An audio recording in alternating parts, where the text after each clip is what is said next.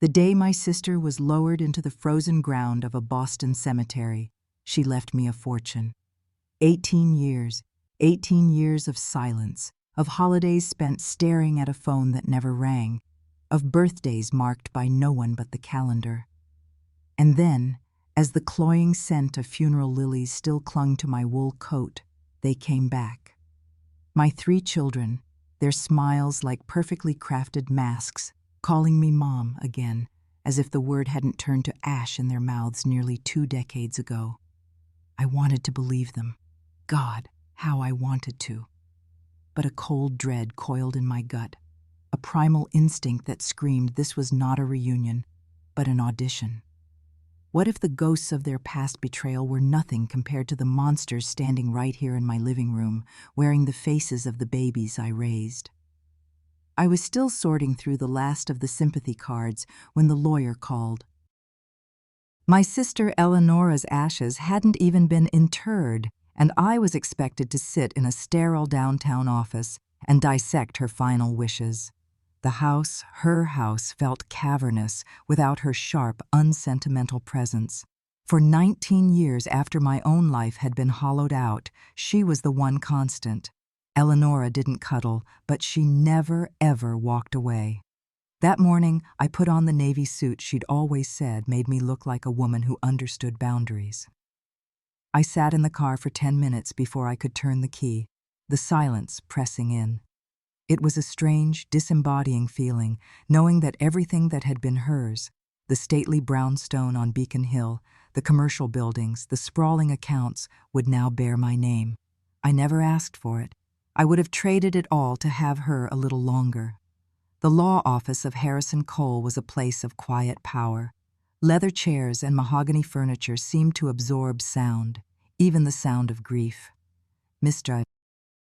Cole, her longtime attorney, greeted me with a firm handshake and no small talk.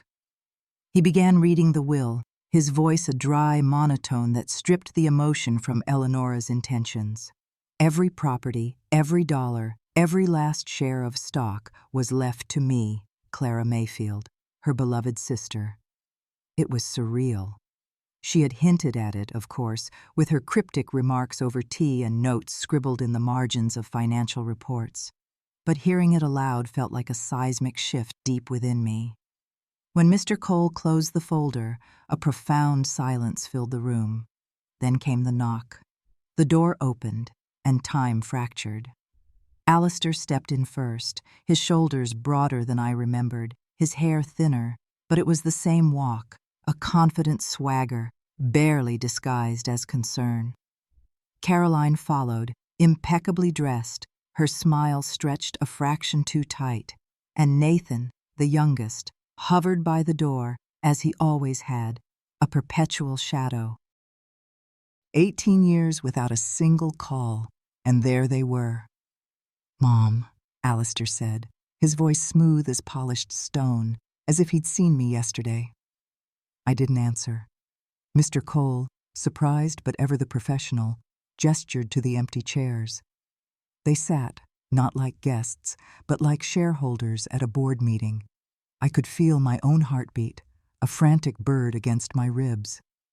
Caroline reached for my hand across the table. I recoiled instinctively. Nathan mumbled something about the obituary, how they had only just seen it, how they meant to come sooner. My eyes were locked on Mr. Cole. He looked back, a question in his gaze, but I gave him no sign. Alistair cleared his throat. He was sorry, he said, for everything. They were here now. They wanted to help, to rebuild. Why now? The question screamed in my mind. Then I remembered something Eleonora once told me, her voice sharp as glass. When people show up suddenly, Clara, it's never sudden. It's planned. I didn't argue. I didn't demand an explanation. I let them perform. They had changed, they claimed. Life had taught them lessons. They wanted to be a family again.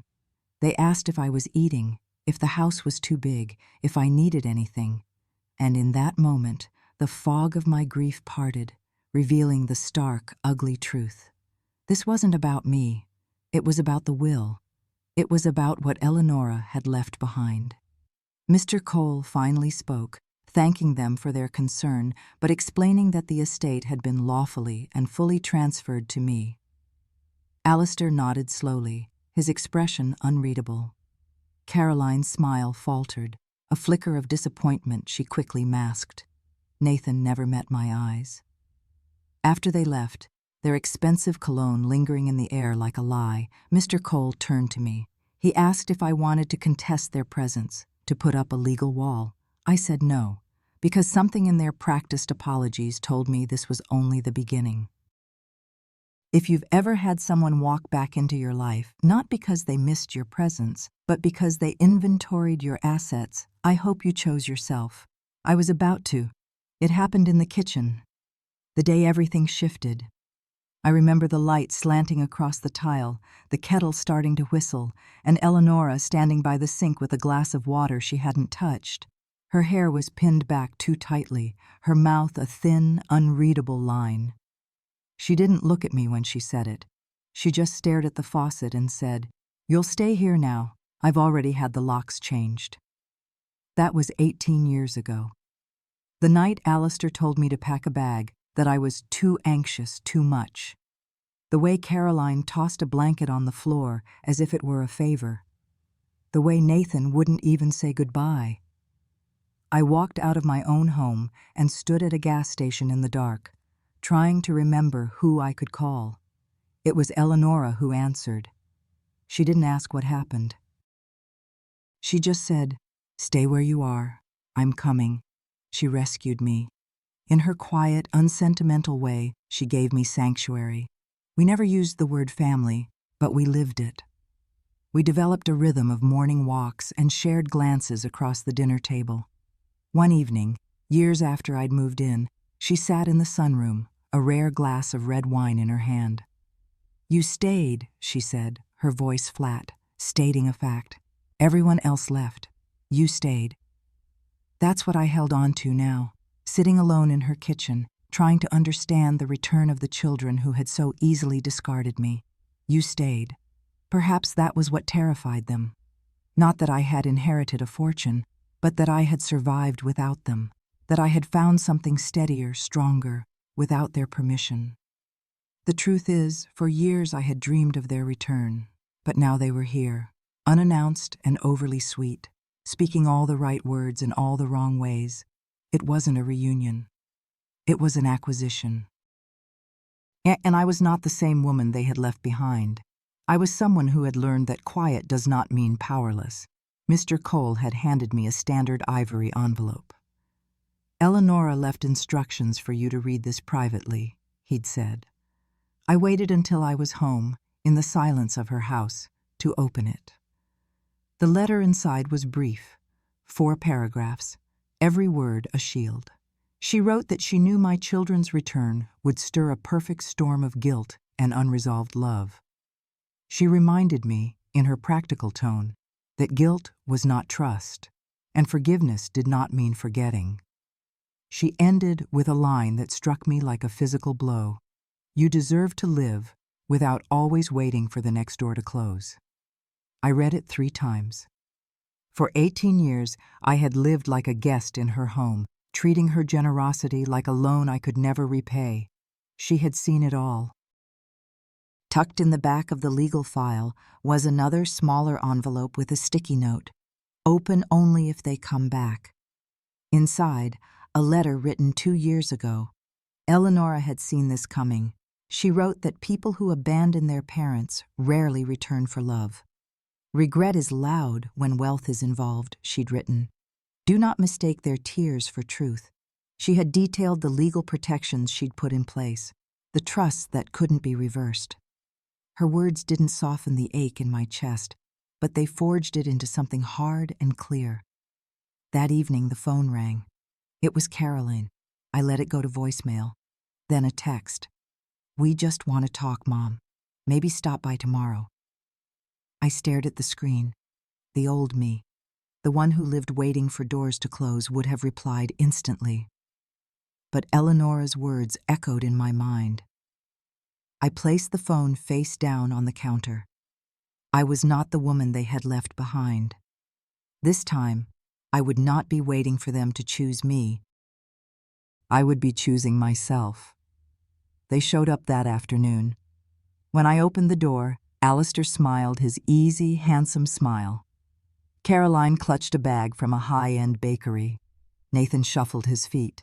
I didn't invite them in, but Alistair spoke as if I had. They were staying at a hotel nearby, just to be close, to make sure I wasn't overwhelmed. He mentioned that managing an estate like Eleonora's could be complicated, that people might try to take advantage.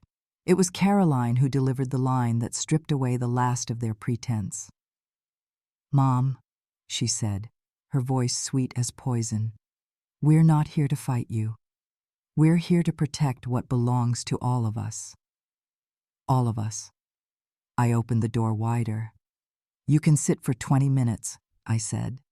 Inside, they perched on the edge of the antique sofa, their eyes scanning the room, appraising. Alistair leaned forward, all feigned sincerity. He said they'd spoken to an estate planner, a friend of a friend. That there could be options, adjustments, that they would be happy to assist. I let them talk, their words filling the room with a hollow echo. When they finally paused, waiting, I asked one question. "Why now?" Alistair blinked. "I don't understand." I repeated it slowly. "Why, after 18 years of silence now?" He launched into a practiced speech about regret and hard lessons learned. I asked him to name the last book I'd recommended to him. He couldn't. I asked Caroline to name my favorite flower. She guessed roses. It was peonies. I asked Nathan to look me in the eye. He couldn't. I stood up. "I'm not angry," I said, and it was true. The anger had burned out long ago, leaving a cold, hard clarity. "I don't need your help. Eleonora left clear instructions. There are no loopholes." Alistair started to protest, but I held up a hand. "You have 10 minutes left." They left quietly, with a final, empty promise to call. When the door closed, I didn't shake. I was calm. I had seen them for what they were, not a family coming home, but a committee of strategists, and I would not be their target. The next morning, I woke to find Alistair's car parked across the street. A man in a blazer stood beside him, gesturing toward the house. They were planning their next move. By noon, Mr. Cole called. Alistair had been making inquiries about contingency-based trust disputes. He was fishing for a crack in the fortress Eleonora had built. That afternoon, I walked 10 blocks to a plain brick house with blue trim. The door opened, and Dr. Evelyn Reed, Alistair's former university professor, looked at me and said, "You're Clara." She poured tea, and I told her everything. She listened, then pulled out a folder. She'd kept records. Alistair's history of plagiarism, of manipulation, of using charm as a weapon. "Eleonora came to see me 2 years ago," she said. "She asked what I remembered. Now I understand why." Dr. Reed handed me a typed statement, a character assessment not from a mother, but from an educator who had seen the difference between ambition and deceit. "Eleonora wanted you to have support," she said. "Not just legal, but moral." That night, I slept for 6 straight hours. The armor was building, not from hate, but from knowing that truth alone is not a shield. Sometimes you need evidence, sometimes you need a witness, and sometimes you need to stop letting hope be louder than history. The following days were a chess match of veiled threats and feigned concern. Caroline appeared with tulips. I loved peonies. Nathan left a pleading voicemail about healing. I didn't respond. Instead, I met with Sophia, the director of the women's shelter Eleonora had funded for years. I told her my story. She listened, then said something that settled deep in my bones. "You can love someone and still lock your door." Before I left, she showed me a photo of Eleonora on the shelter's porch, surrounded by the women she had helped, her expression one of fierce pride. I framed that photo and placed it in the hall. Then the formal attack began. An envelope arrived containing a petition for a competency evaluation filed by Alistair Langford. He was asking a court to declare me unfit to manage my own estate. My hands didn't shake.